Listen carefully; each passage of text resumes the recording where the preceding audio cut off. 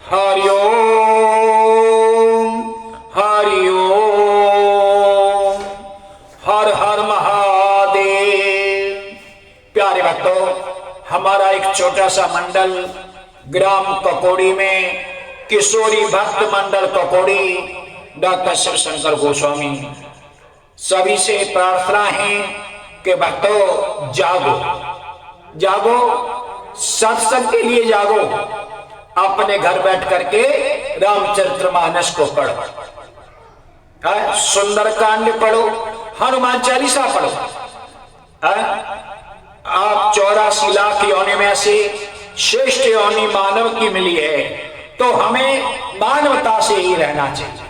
जय श्री गुरु।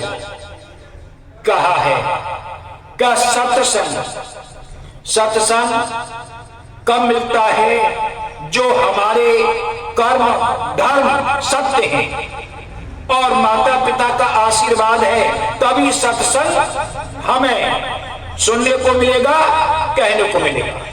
कब मिलेगा? जब भगवान की कृपा होगी। बिना सत्संग विवेक न होई, राम कृपा बिन सुलभ न सोई। कृपा कब होती है? जब हमारे आचार विचार सत्य हैं, हम माता पिता का सम्मान करते हैं, नगर का सम्मान करते हैं, ब्राह्मणों का सम्मान करते हैं, अब से बड़ों को लिए झुकते हैं और झुको करके ही नमन करते हैं, तो समझो हम पर कृपा है, हम पर कृपा है। तभी तो कन्हैया फाटो लगा दे, गेट बंद कर दो। हाँ, कहा ना, सत्य कहा है। एक बार भोलेनाथ मां पार्वती से कहने लगे, अरे पार्वती बैठो, तुम्हें मैं एक बहुत सुंदर सत्संग सुनाऊं। श्यामा सुधार जो मेरे सत्संग को सुने और ध्यान दें, अच्छा लगे तो कुछ हमारे अंदर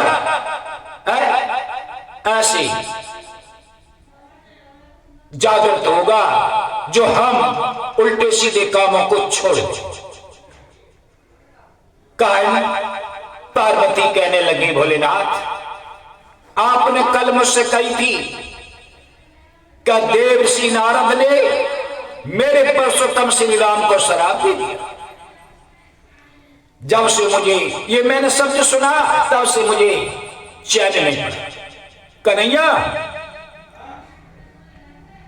चैन नहीं पड़ा। मेरा चश्मा लिया बड़वा को कहा। कहने लगे भोलेनाथ पार्वती बात तो सत्य है, ये तो बाबा ने भी लिखा है रामचरितमानस में। बाबा ने भी लिखा है, कारण कवन शराप मुन दीना, कहा ना का अपराध रमापति की। कितनी सुंदर बात। यह प्रसंग मोए कहूं पुरारी, और मन मन मोह आचरज भारी।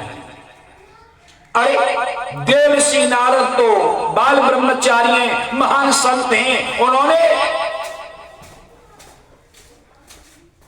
ये नहीं दूसरा है, ये नहीं कहा ना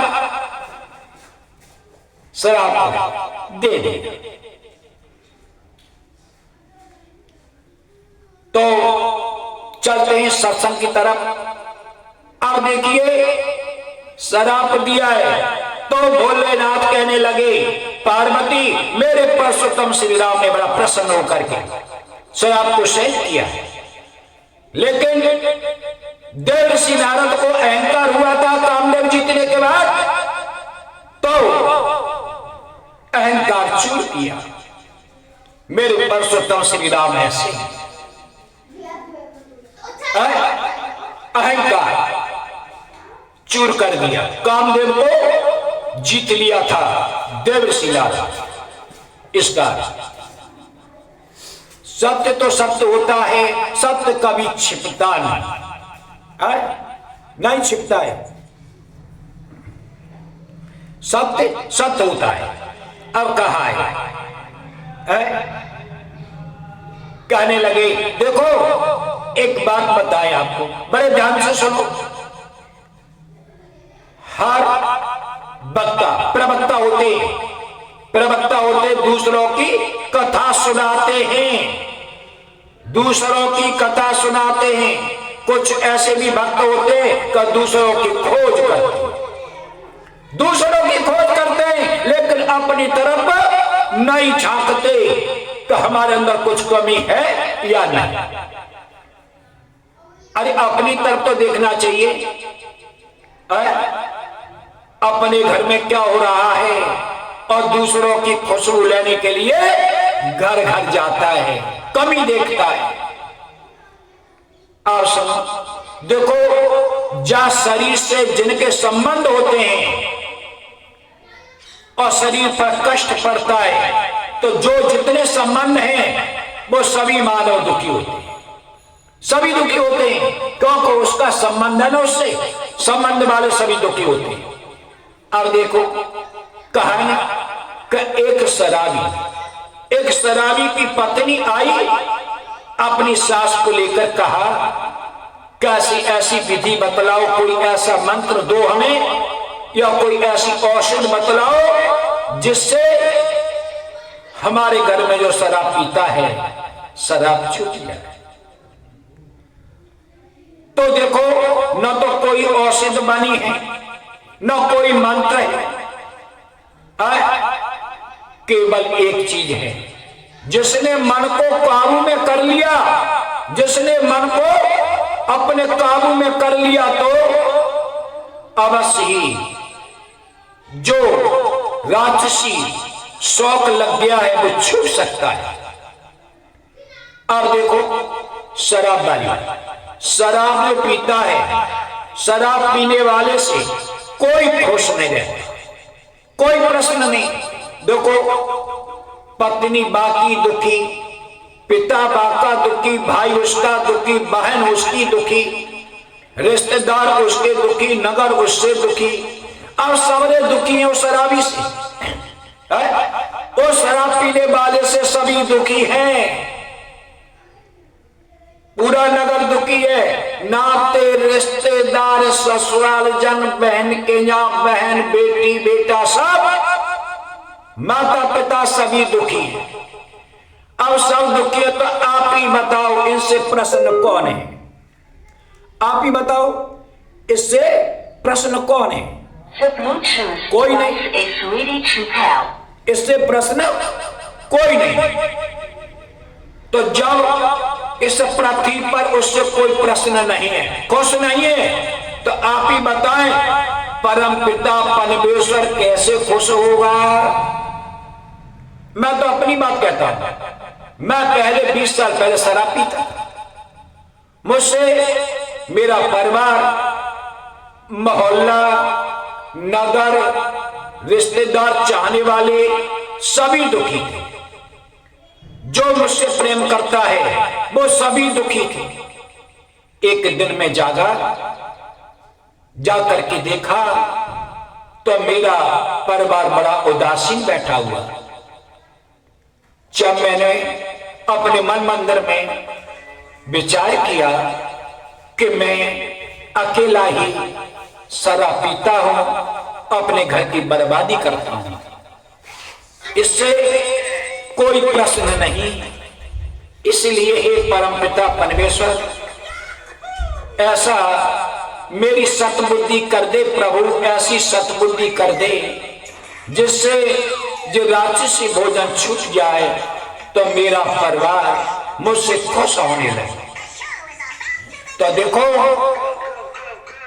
कृपा उस परम पिता परमेश्वर की हुई, तो देखो मेरा ये राक्षसी भोजन, जैसे कहते हैं ना, शराब पीना बंद हो। आज 21 साल हो गई, अब मैं शराब नहीं पीता। तो कुछ लोग मेरे नाते रिश्तेदार बड़ा प्रसन्न रहते हैं, बड़ा खुश रहते हैं।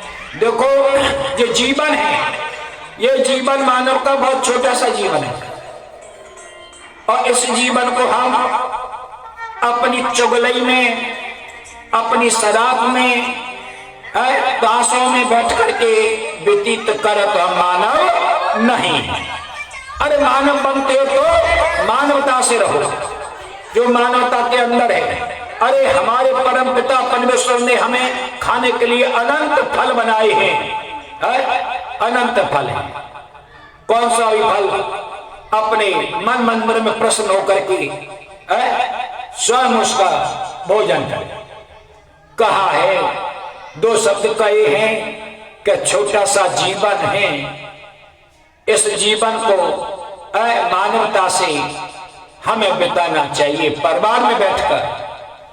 कहा है, हमारे बाबा ने लिखा है रामचरितमानस में कि बाबा तुलसीदास ने सुंदर ग्रंथ बनाए, बाबा तुलसीदास ने सुंदर ग्रंथ बनाए। भक्तों ने पढ़ पढ़ के, भक्तों ने पढ़ पढ़ के मन आनंद मनाए, मन आनंद मनाए। बाबा तुलसीदास ने सुंदर ग्रंथ बनाए। अरे अपने हाथ से लिख लिख कर भक्तों के हाथ थमाए, भक्तों के हाथ थमाए। बाबा तुलसीदास ने बड़े सुंदर रामचरितमानस को लिखा है। जब रामचरितमानस को हम पढ़ते तो मन बड़ा आनंद होता है। कहा है, जिंदगी जिंदगी जिंदगी की न टूटे लड़ी। कहा है, जिंदगी की न टूटे लड़ी। परिवार से जिंदगी की न टूटे लड़ी, प्रेम कर लो घड़ी दो घड़ी। अरे अपने परिवार में बैठ करके प्रेम से बैठो और प्रेम की बातें करो। जिंदगी की न टूटे लड़ी, भजन कर लो घड़ी दो घड़ी। जिंदगी की न टूटे लड़ी, भजन कर लो घड़ी दो घड़ी। कृष्णा कृष्णा रामा हरे हरे, कृष्णा कृष्णा कृष्णा हरे हरे। कहा ना, गंगा किनारे खड़ी हो गई ये जिंदगी।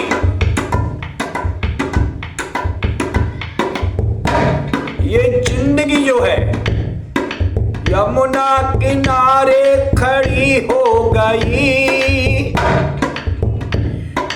गोता लगा लो घड़ी दो घड़ी, जिंदगी की न टूटे लड़ी, प्रेम कर लो घड़ी दो घड़ी।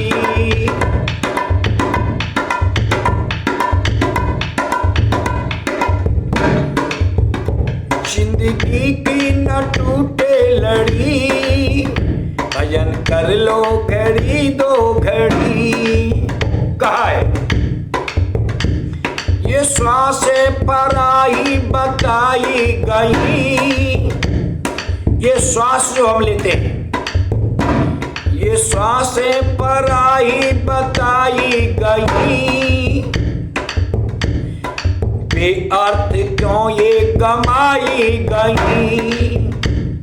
श्वासें पराही बताई गई, बेअर्थों कुमाई गई। सांसों का आना हुआ ना हुआ,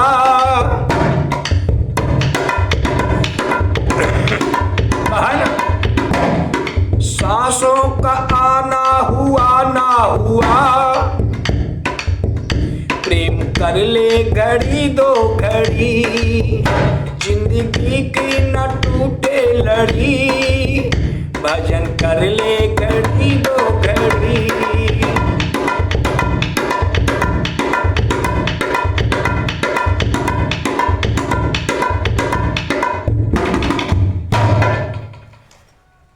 जब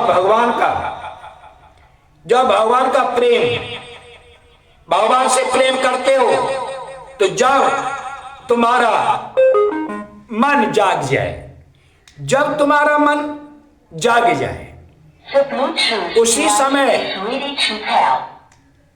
परमात्मा परमेश्वर से क्षमा याचना मांगो कि हे प्रभु, अनजान में हमने न जाने क्या क्या कर दिया। हे परम पिता परमेश्वर, हम तुम्हारी संतान हैं, संतान पर गलती हो जाती है, आप सभी के पिता हैं, हमें क्षमा करना, सत्य मार्ग दिखाना। सत्य मार्ग देवर्षि नारद संत रूप में प्रकट होते हैं। कहने लगे, अरे महान संतों, कहां से आगमन हुआ है? संत कहने लगे, हाँ बाबा, हम आज सत्संग से आए हैं, बड़े सुंदर भाव से सत्संग सुना है। तीनों संतों को देवर्षि नारद ने रोक लिया। तीन थे, तीनों को रोक लिया, बिठाया। अब बताओ, सत्संग में तुम्हें कितने दिन हो गए? एक संत कहने लगे, हमें 10 वर्ष हो गए। 10 वर्ष हो गई सत्संग में। दूसरे वाले कहने लगे, हमें 7 वर्ष हो गए। अब तीसरे से कहा तुमको, कब मुझे भी 5 वर्ष हो गई। देवर्षि नारद बड़ा मन में प्रसन्न हो, कहने लगे, अरे मेरी पृथ्वी पर मेरे परशुराम श्री राम, मेरे परशुराम श्री कृष्ण का चर्चा होती है, सत्संग होता है। अरे महान संतों से मेरा भेंटा हुआ है। कहने लगे देवर्षि नारद, अरे एक बात बताओ संतों, कि तुम 10 वर्ष हो गई तो सत्संग से तुम्हें क्या लाभ हुआ? लाभ बताओ। 10 वर्ष वाला बोला, तो हमें बहुत बड़ा लाभ हुआ, बहुत बड़ा लाभ हुआ। हमारे घर खाने के लिए अन्न नहीं था, आज हमारी कोठी ठाड़ी है। सब बच्चे पढ़े लिख करके अपने अपने नौकरी पर पहुंच गए।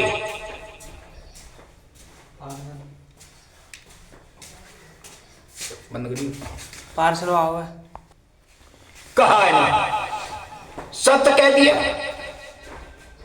अरे आप लोग धनवान हो गए। हाँ, देवर्षि नारद से कहने लगे संत, हाँ, जब से हम सत्संग में जुड़े तो धनवान हो गए। दूसरे को पूछा गया, उसने भी बताया। तीसरे को पूछा गया, उसने भी बता दिया। हम तीनों धनवान हैं, कोई कमी नहीं। जब से हम सत्संग में जुड़े, जब से हम धनवान हो गए। अब देवर्षि नारद बोले, क्या तुम्हारे सत्संग में क्या सुनाते हैं? कहने लगे तीनों संत, ये नहीं जानते हम क्या सुनाते हैं। अच्छा, इधर में परम पिता परमेश्वर अपना वेश बदलकर एक राजा बने आदम के। उन्होंने कहा, अरे देवर्षि नारद, इन तीनों को यहीं रोक लो, मैं इनको अपने बंदी गृह में डाल दूंगा, और जो गरीब मेरे बंदी गृह में रहते हैं उन्हें सत्संग में भेजूंगा, वो भी धनवान हो जाएंगे।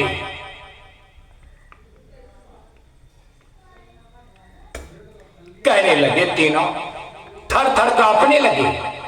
जब कांपने लगे कहने लगे, अरे बात सुनो महाराज, हे राजन हमारी बात सुनो। अब तीनों गिड़गिड़ाने लगे, कांपने लगे और हाथ जोड़ के कहने लगे, सुनो हमें कारागार में मत डालो, हम तुम्हें सही बताएंगे।